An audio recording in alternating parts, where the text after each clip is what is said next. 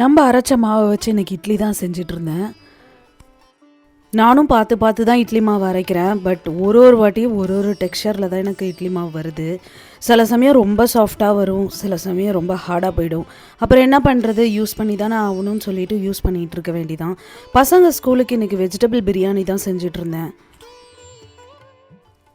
Recent டேஸில் சாதம் அப்புறம் அதுக்கு குழம்பு அதெல்லாம் வச்சு வைக்கிறத விட இது பிரியாணியே எனக்கு கொஞ்சம் ஈஸியாக இருக்கிற மாதிரி இருக்குது. இன்றைக்கி எனக்கு அந்த பிரியாணி டேஸ்ட் அண்ட் டெக்ஸ்சர் நல்லா வந்திருந்தது. எனக்கு எப்படின்னா, சில சமயம் ரொம்ப கஷ்டப்பட்டு சில டிஷ்ஷெல்லாம் ட்ரை பண்ணுவேன். அதோட அவுட்புட்லாம் அந்த அளவுக்குலாம் நல்லா வராது. பட் சீக்கிரமாக செய்யணுன்னு அவசர அவசரமாக ஏதாவது ஒன்று செஞ்சோன்னா செம்ம சூப்பராக டேஸ்ட் வந்துடும். நீங்கள் எந்த டிஷ்ஷை ஸ்லோவாக செய்யும் போது டேஸ்ட்டு கம்மியாக வந்தது, அப்புறம் சீக்கிரமாக செய்யும் போது டேஸ்ட்டு சூப்பராக வந்ததுன்னு கமெண்ட்ஸில் ஷேர் பண்ணுங்கள். தேங்க்யூ.